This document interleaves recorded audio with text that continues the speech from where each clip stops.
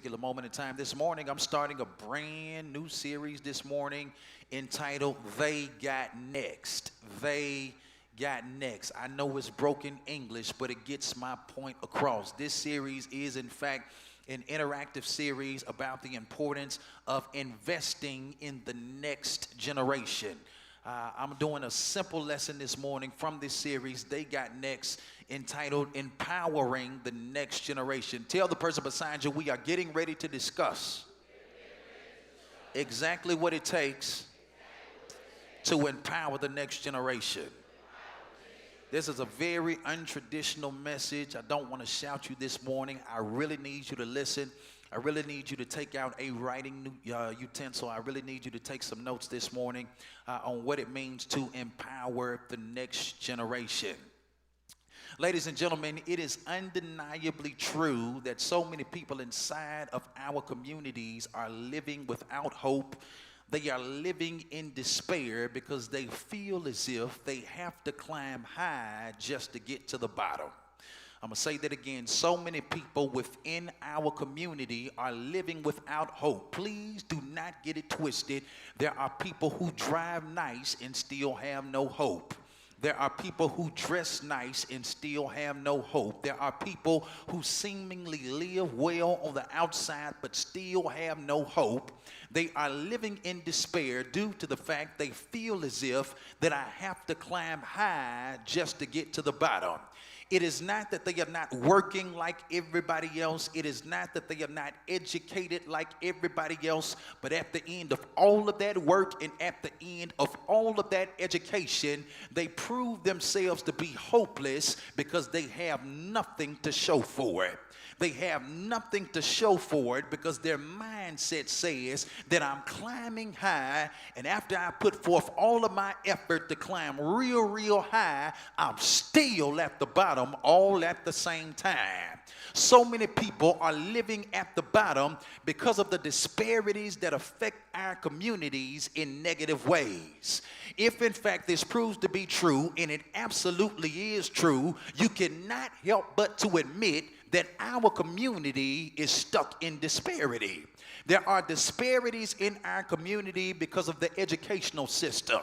There are disparities in our communities because of the financial institutions. There are disparities in our communities because of workforce development disparities. There are disparities in our communities because of inadequate and unequal housing.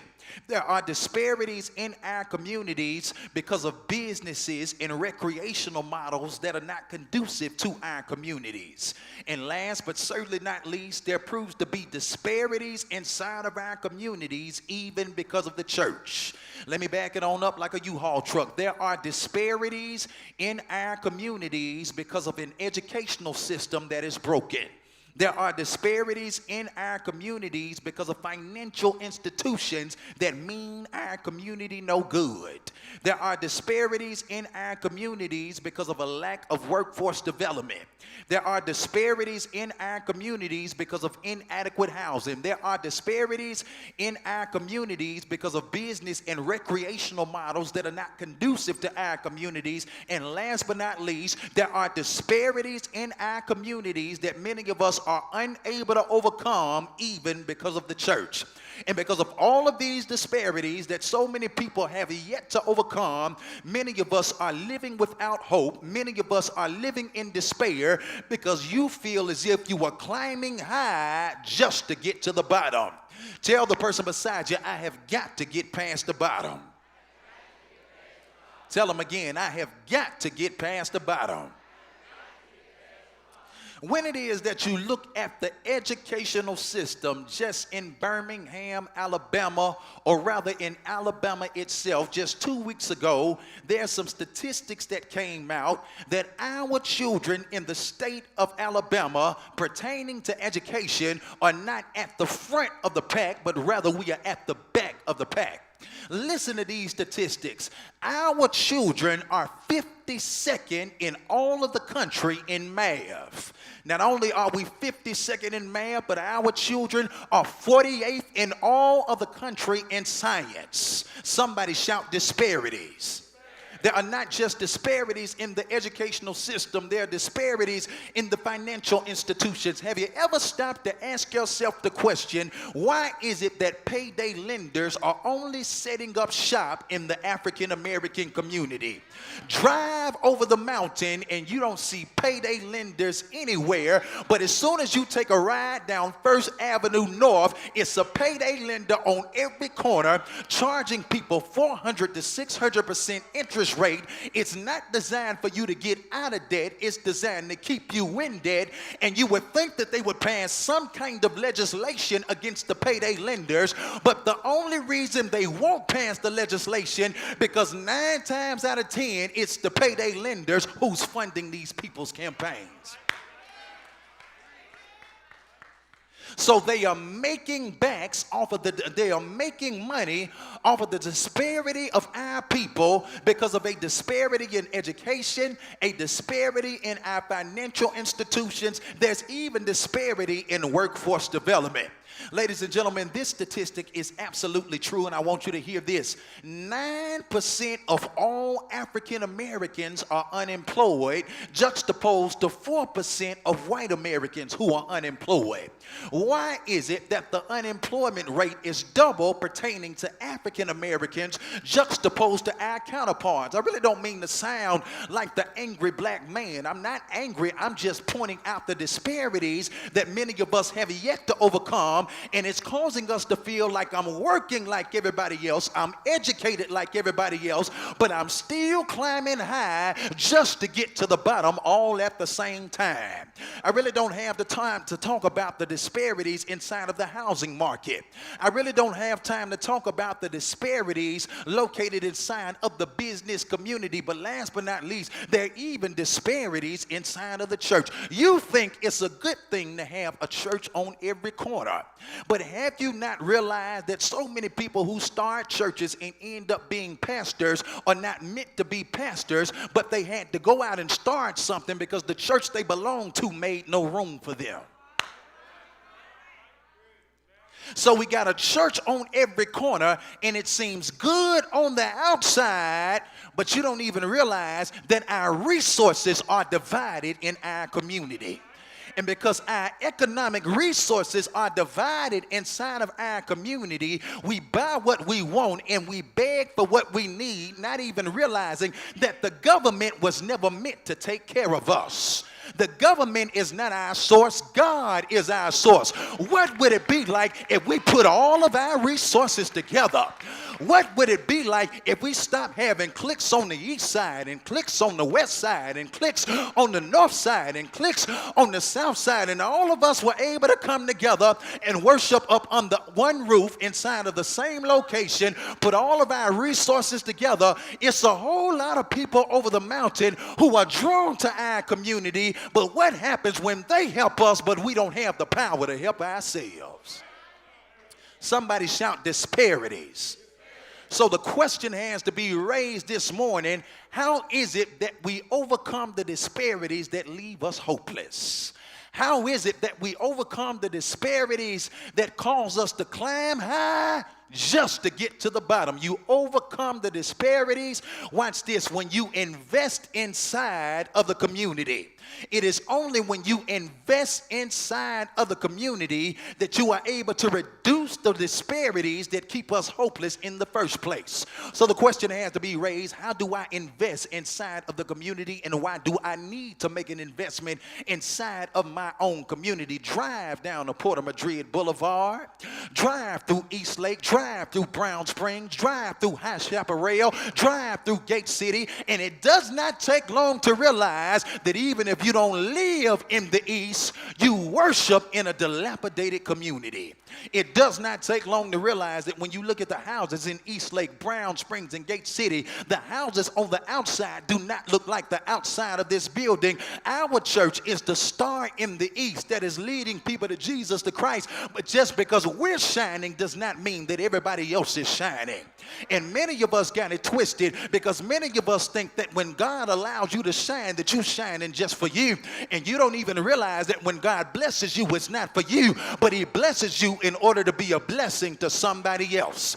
In other words, if God can get a blessing through you, he does not mind getting a blessing to you.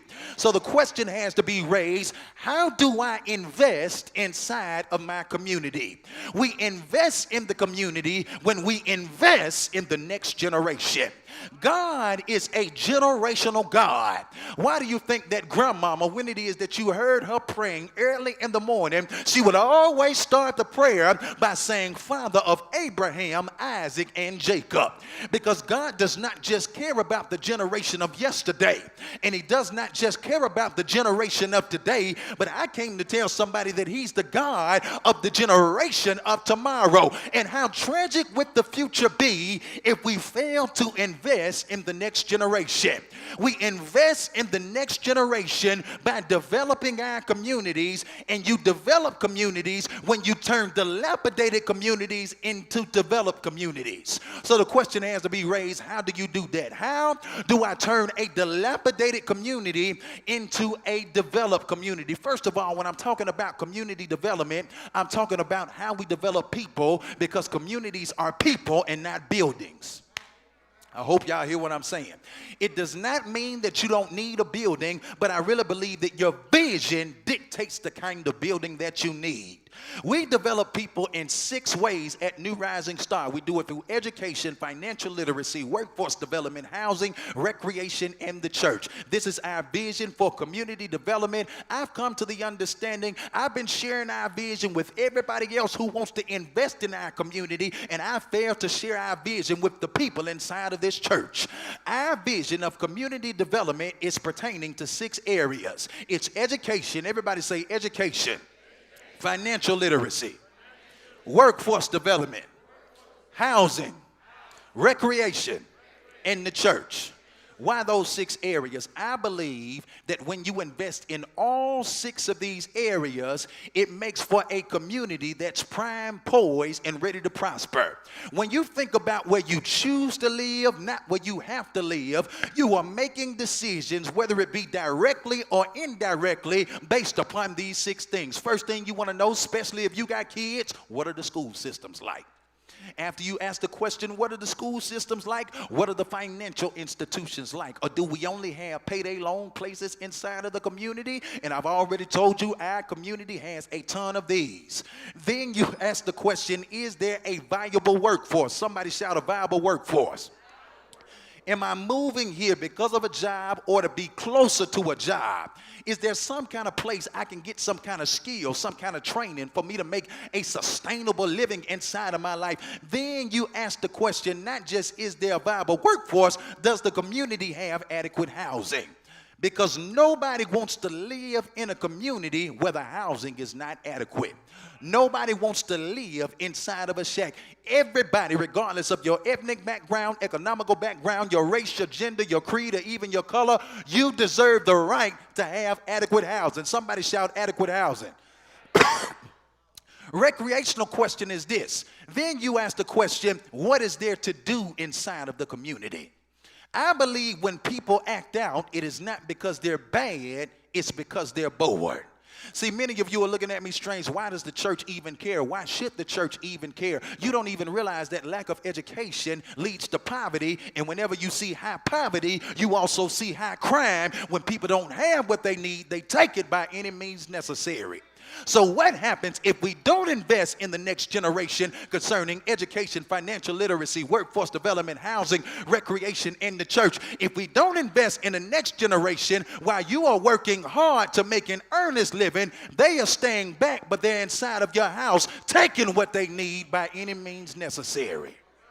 So you ask the question, what is there to do in the community? And the last question you ask is, where am I going to worship? And would you believe, ladies and gentlemen, many of you come to New Rising Star, but many of you have no clue, no idea that our church already has efforts in all 6 of these areas. What are we doing in education? Education starts with our early childhood learning center from 6 weeks old to 4 years old. After that, when school is out, we are in. Somebody shout, we are in. This is the reason we have a summer enrichment camp that holds just northward of 200 kids. We specialize in reading and math. This is the reason we have a spring enrichment camp. This is the reason we have an after-school enrichment program that picks up from 12 different schools around the community, buses them back to our campus, feeds them a healthy snack, shares the gospel with these children, and then we help them with their homework, and we tutor these children because we're making an educational investment inside of our community. I really don't even have time to tell you about the most recent educational investment when it is that we submitted our application to the state of Alabama in order to be one of the first charter schools in the state of Alabama, because I'm tired of getting people saved but seeing them not having a high quality of life on earth. I'm tired of shouting on Sunday but can't pay my bills on Monday. I'm tired of shouting on Sunday but can't feed my children on Monday. I'm tired of shouting on Sunday but don't know how I'm going to clothe my family on Monday. And so therefore, as a consequence, that's what we got going on in education. What do we have going on in financial literacy? Our church has the New Rising Star Community Development Federal Credit Union, which happens to be 20 years of age. Our goal and our mission is to put out of business all of the payday lenders. We got a long way to go, but we offer all the same products and all the same services that they have. It's just not predatory lending. It's designed to get people out of debt and not keep people in debt. And so not only do we have our credit union on a financial side, but I serve on the board of Work Faith Birmingham. Everybody say Work Faith Birmingham. Our church partners with Work Faith Birmingham, a workforce development effort. Our short-term goal is to get people jobs. Long-term goal is to make disciples. In 3 years of existence, over 80% of the people who have come through our program are still working. Y'all don't know when to shout. Can I give you a recipe for prosperity? The recipe for prosperity is not spin around 3 times, take a picture, and God gonna bless you with a new car. Step number 1 for prosperity 101, get a job. Y'all don't like that, but I'm gonna preach it anyhow. That's what we have going on in workforce development. Aside from workforce development, our church currently owns 5 houses. We're seeking to own more houses. We're fixing them up, making them affordable income-based housing so that people can move into the community and be homeowners inside of the community. Not only do we have efforts in housing, all of our recreational efforts are through our Family Life Center, which is 30,000 square feet. And last but not least, then there's the church. So the question has to be raised, when somebody asks you about the vision of Century Plaza, I want to answer this question because many people are asking you this question and you don't know how to answer the question. So I'm going to answer it in church so that when you get to work and you got to argue with the bubbies at work, you got what it is that you need to say in order to argue with the bubbies at work. What your pastor need with all that building? What does your church need with all of that building? You do understand that we have the Century Plaza property. It is a mall, not even a mile down the street. We have it under contract at this particular moment in time. Our church is 63,000 square feet. Century Plaza is 750,000 square feet. It's 62 acres. It's 4,200 parking spaces all at the same time. So the question has to be raised, what do we need with all of that building? This is not a building. This is about investing in the next generation. This is not about a building. It's about investing in our community. If we don't invest in our community, who's going to invest in our community? If we don't change a dilapidated community into a developed community, ain't nobody did nothing with the building since 2009. Now that the church trying to do something with a building, now you got something to say. But if it was a politician trying to do something with the building, you wouldn't be saying nothing. If we don't invest, who's going to invest in the community? It's not up to the government, it's not up to the mayor, it's not up to the Birmingham City Council, but God said that if my people who are called by my name will humble themselves and pray, seek my face, turn from their wicked ways, then will I hear from heaven, I'll forgive their sins. God's gonna heal the land. So to answer your question, no, we don't need 750,000 square feet. But the vision is to use 200 to 250,000 square feet to build our church and our school out inside of the mall, then partner with other organizations in Birmingham, Alabama, whose visions intersect in 5 out of the 6 of those areas of community development. We want to partner with other people who are doing education, financial literacy, workforce development, housing, and recreation to build state-of-the-art locations inside of that mall to continue to bring vitality back to the east side of Birmingham, Alabama. And if we don't lead the effort, who's going to lead the effort? So when somebody asks you, what does he need with all that building, you need to tell them it's not about the building. It's about investing in the next generation. Because if we don't invest in the next generation, our children are stuck like Chuck trying to climb high just to get to the bottom. All churches are called to do ministry. If you are a part of a church, I ain't trying to talk bad about nobody, and your church is not doing ministry, the only time you open is on Sunday, but you ain't doing nothing for the community Monday through Friday, that is not the church that I see inside of the Bible. The church that I see inside of the Bible was not just open on Sunday, but the church that I see inside of the Bible was a 24-hour-a-day, 7-day-a-week, 365-day-a-year operation inside of the Bible. And I don't know about you, but the question has to be raised, when you look at the church in the Bible and you look at the church that we have today, is this that?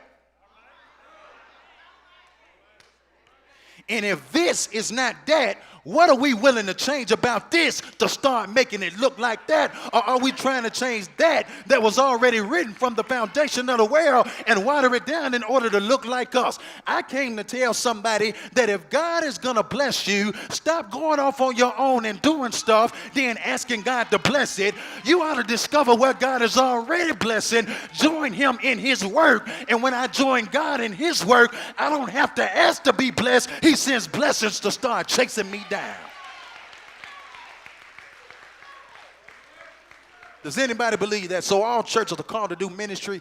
We do ministry in 2 different ways. Number 1, put it up so everybody can see it. We relieve people through outreach. Number 2, we empower people through community development. I'm going to say it again. We relieve people through outreach. We empower people through community development. What is outreach? Outreach is Matthew chapter number 25, verses 31 through 46. Jesus says in the last day there's getting ready to be a separation and a judgment. He says, I'm going to separate the sheep from the goat. The sheep are going to be on my right hand. The goat are going to be on my left hand. And here's how you know the difference. He says, when I was hungry, you fed me. When I was thirsty, you gave me something to drink. When I was naked, you clothed me. When I was a stranger, you took me in. When I was sick, when I was in prison, you came to visit me. And in as much as you did it to the least of these, he said, you did it unto me. We relieve people through outreach. So every time you see us giving away food boxes, every single Wednesday we give away 100 food boxes. That's relief through outreach. Every time you see us on Thanksgiving raising money in order to be a blessing for the families of Thanksgiving who don't know where their next meal is coming from, we are attempting to relieve them through outreach. Please don't get it twisted. It's the season of Thanksgiving, but have you not considered Thanksgiving is the highest season for suicide? Thanksgiving is the highest season for depression. And you mean to tell me God ain't called us to help relieve somebody that their life might go on just a little bit longer? Everybody complaining about something. Be thankful that you're able to give something and you ain't the one standing in line needing something. It's more blessed to give than it is to receive. But you cannot stop at relieving people, because when I relieve people, I give them a fish. When I empower people, I teach them how to fish. Churches who do giveaways but never empower the community see the same people in line next year that you saw this year. But you know that you have empowered somebody when who you see in line this year is not in line next year, because you didn't just stop at relieving somebody. You decided to empower somebody to go get it on your own. It takes a real person to do that, because we want people to need us. Isn't it amazing? People want to be needed. But when you empower somebody to the point they can go get it on their own and they don't need you anymore, that's real ministry. Does everybody hear what I'm saying on the day? So we relieve people through outreach. That's giving somebody a fish, but we don't stop there. We empower people through community development, such is the case in Mark chapter number 2. In Mark chapter number 2, we see an example of relief, but we also see an example of empowerment. Relief is temporary, empowerment is permanent. I'm going to say that again. Relief is temporary, empowerment is permanent. In Mark chapter number 2, we are introduced to a paralytic man. This man is sick of the palsy. He is unable to move forward or backwards. This man is stuck. He does not have the activity of his limbs. This man is paralyzed. The question has to be raised, why is he paralyzed? In a physical sense, he's paralyzed not because his brain does not work, but because his body does not work. His brain is sending signals to his body to move, but his body is not responding to the signals or the command that comes from his brain, which says that whenever your body does not respond to your brain, it leaves you paralyzed. Whenever your body does not respond to your head, it leaves you paralyzed. Many of us are pointing the finger at this man. Look at this man who does not have the activity of their limbs, but many of us need to start looking at ourselves, because as the church, sometimes we are just like this man. You do understand in Ephesians chapter number 5, verse number 20, Christ is the head of the church. You do understand in 1 Corinthians chapter number 12, we are the church body. And every now and again, the head, who is Christ, is giving commands to the body, but because the body is disobedient, we reject the commands that come from the head, and we don't even realize that whenever we disobey Christ, it's not just the man in the text who's paralyzed, it's the church who's paralyzed. I thought I'd preach it where somebody can reach it. I thought I'd teach it where somebody can reach it. You so busy looking at the man inside of the text, look at the person beside you, tell him, look at yourself. Tell him again, look at yourself. Yeah. He's in the text, and this man is paralyzed, but the beautiful thing about it is that he has 4 friends. But the only thing that his friends can do is relieve him. They don't have the power to empower them. How do you know when you are being relieved and not empowered? The sign of relief is when you are comfortable but still stuck. I'm trying to teach somebody. I'm going to say it again. The sign of relief is when you are comfortable, but you are still stuck. He's sick, he's paralyzed, does not have the activity of his limbs, but every day he's laying inside of a bed. Read Mark chapter number 2, verses 1 through 12. And in order to get from one place to the next place, he can't carry himself there. His friends have to bear him, all 4 of them get one corner of the bed, and they take him to his next destination. Notice, the bed makes him comfortable, but it does not empower him to move forward. Which means that they are relieving him, but they are not empowering him. Whenever a church only gives things away, but we don't empower the community, we make them comfortable being in poverty.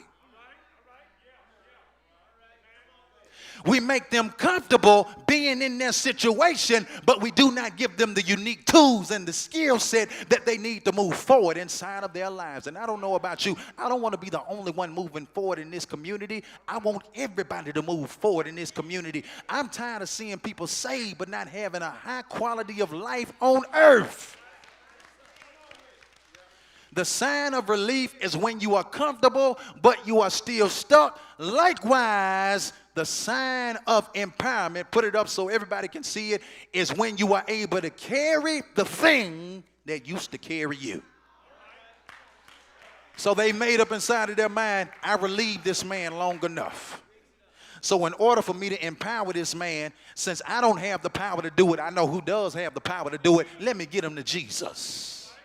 Can I parenthetically insert this? I don't care how much education you have. I don't care how much financial literacy you have. I don't care how many jobs you have in workforce development. I don't care how nice your house is. I don't care what kind of business and recreation that you have. There are some problems that only Jesus can fix. You can do all this stuff in the community, but at the end of the day, if you're not using these things as access points to meet people at the point of their need that you might be able to bring them to Jesus, we still have missed the boat. So they make up inside of their mind, I don't have the power to get them out. I'm going to take them to Jesus. So when they get to the house where Jesus is, there's so many people in service at that particular moment in time. I mean, it's packed. There's so many people in service that they are unable to get through in the front door. And they could have made up their mind, since I couldn't get in today, maybe I'll come back another time. They could have made up their minds. I traveled all this way and I ain't able to get in. They could have caught an attitude. He don't even know how far I traveled just to get here, and ain't nobody going to give up their seat in order to let me in. I should be in if nobody else should be in. They could have copped their attitude and left, but instead of them copping an attitude and leaving, they were so determined not just to relieve this man, but to get him some power. The Bible declares they walk up the steps on the side of the house.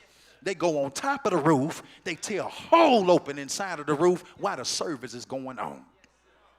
When you really want the power of God, you don't mind disrupting the service. When you really want the power of God, you don't care who's looking at you. You don't care who sucks their teeth. You don't care who rolls their eyes. You don't care who says it don't take all of that. Maybe it don't take all of that for you, but you don't know the kind of hell I had to crawl out of just to get to church this morning. Somebody said, I got to have that power. They tear the roof open.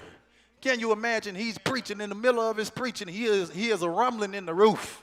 Keeps on preaching. Hears a rumbling in the roof. All of a sudden, they tear the roof open. And what gets me about the text is that the people who carried him for a season had to let him down through the roof. They let him down through the roof. And it was only when they let him down that they were able to get him to the feet of Jesus. Stop being mad at the people who let you down. I'm going to say it again. Stop being mad at the people. Stop being mad at the system who let you down. You don't even realize you ought to thank God when people and systems let you down, because had they never let you down, you'd never be at the feet of Jesus. Can anybody attest to the reality? It was because of my letdowns that I learned how to pray like I pray. It was because of my letdowns that I learned how to fast like I fast. It was because of my letdowns that I learned how to worship like I worship. Every now and again, we thank God for open doors. I think it'll take 30 seconds and thank God for closed doors. Thank God for all of the people who let you down, because now I'm at the feet of Jesus.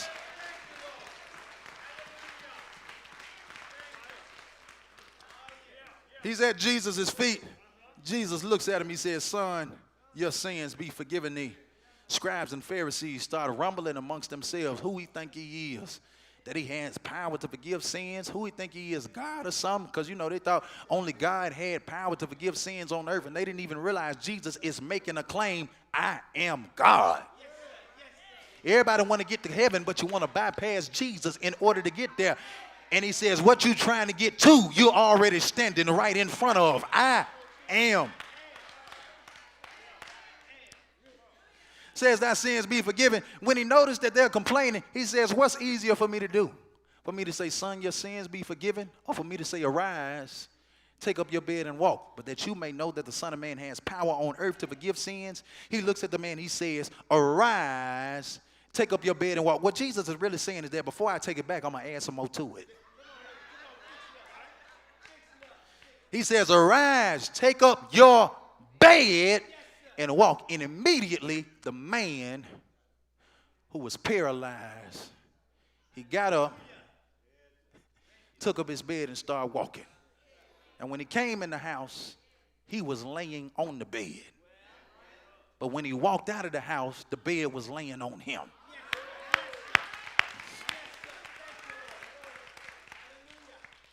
The sign of empowerment is when you have the strength to carry the thing that used to carry you. And with all of my heart, that's what I want for our community. With all of my heart, that's what I want for our people. Last but not least, I want you to know that empowerment requires effort. Somebody say effort. Somebody shout it real loud so we ain't got to shout it no more. Somebody say effort. How do I know it requires effort? They travel a long way. Imagine how tired they are carrying this man. I don't know if he was a fat man. I don't know if he was a skinny man. I don't know what he was. I don't know if he was medium, a crossbreed between a small and a medium. I really don't know what the man was. But they spent all this time carrying this man to Jesus. And when they got there, they couldn't get him inside the house. But they made up inside of their mind, I'm so determined to get this man empowered, I'm going to make an extra effort. So they walk around the side of the house, walk up the steps, start tearing a hole in the roof just to let them down to get them to Jesus. Because whenever you empower people, you're going to experience some obstacles. You're going to experience some challenges. You're going to experience some people who are at the place of empowerment, but even though they get empowered, they don't want you to get empowered. You're going to experience those kind of people, but you can't let those people cause you to quit. You got to make up inside of your mind, I'm so determined to empower Eastlake, Brown Springs, Gate City, High Chaparral, that whatever effort I got to make, I'm going to make it by any means necessary. If I got to tear a hole in the roof, I'm going to make my effort. If I got to call out naysayers who act like they with us but really not with us, I'm going to make my effort. Whatever I got to do, if I got to speak truth to power, I'm going to cry loud and I'm going to spare not. Somebody shout, I'm going to make my effort. Now, here's the thing. 2 weeks ago, I went to White Plains, Alabama, in the middle of nowhere, to preach the gospel of Jesus Christ. The only thing around the church was a school and a cotton field. I'm the only somebody in the sanctuary that looked like this. And this was my 3rd year in a row going to White Plains, Alabama. And the pastor says to me when I finish up at White Plains Church, just past Anniston, Alabama, he says, you know what? I hear about all the stuff that you're doing. You've been up here 3 times. I've never been to where you are. I'd be honored if we can do breakfast. So this past week, we did breakfast. And after we did breakfast this past Wednesday morning, he took it another further. He says, I want to drive down to the Star and see what it's all about. Drove down to the Star, and he says to me when he get here, he said, I want you to know something. We're not a mega church, but we're not poor. And he says, we have resources that we are looking to pour into the right person in the right community.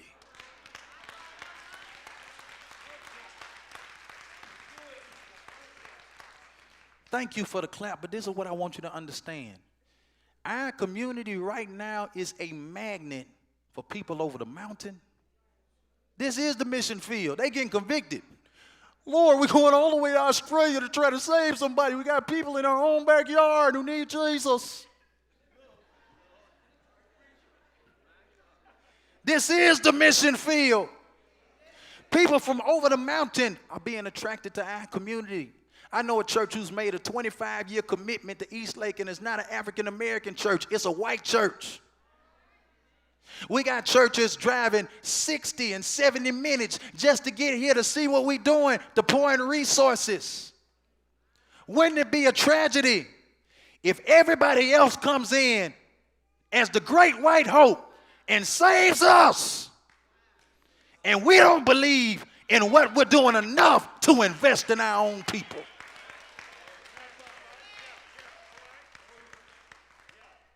Wouldn't it be a tragedy if everybody else comes in from over the mountain, pours their resources in our community, but we don't even realize that God helps a child who got his own?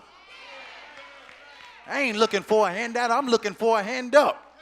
I'm not going to reject the help, but what I realize is that I've been sharing this vision with everybody else. I ain't even shared it with my own people. So what I'm asking you to do in closing, I'm asking you to make an effort. I'm asking you to stretch yourself. I'm asking you to start investing in this community. I'm asking you to continue to come to church in this community. I'm asking you to reach out to other people because our vision is too big for us. Double the size of this church by next week. Let's start a movement. Get somebody else to worship here in our community. What I'm asking you to do is not to give money to a church. I'm asking you to give money through a church. I'm going to say that again. I'm not asking you to give to a church. I'm asking you to give through a church. I've been sharing the vision for a whole year. I ain't asked you for a dime. But now it's time to start asking. And I don't feel guilty for it because these are our people. Nobody has the right to hold check, but everybody needs to do their part. I never told you the Century Plaza property to acquire it is $5.6 million. I never told you when we build a whole thing out, on top of the 5.6, the project is going to run northward of $80 million. Numbers don't scare me. God is in control.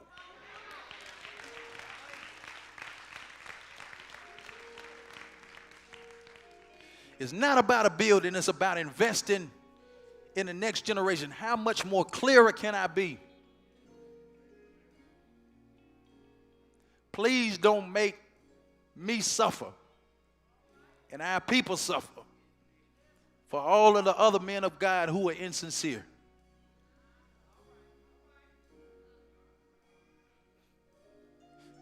I'm tired of seeing everybody else help us and we don't help us. So how do you do it? Number one, if you're not a tither, I need you to start. You always talking about what the church ain't doing. Man, y'all kill me with that, man. We doing so much stuff, you don't even have a clue. If you're not a tither, I want you to start. Every time you get paid, I need you to give 10%, not to a church, but through a church. Imagine how much more we could do. We're doing all that we're doing, and everybody ain't even tithing. How much more could we do if everybody did their part? Second thing that I'm asking for, the first Sunday in December, December the 4th, 2016, is our sacrificial giving Sunday. That Sunday is an empowerment offering. I'm asking you to make an effort and stretch yourself. I'm asking for you to go beyond your tithe. I'm asking you to do something that inconveniences you. I'm asking you to do something that makes you uncomfortable. Not only do I want you to tithe, I want you to stretch yourself and go beyond your tithe. Realizing that when you do it, you're not giving to a church. You're giving through a church to invest in the next generation. Everybody stand to your feet.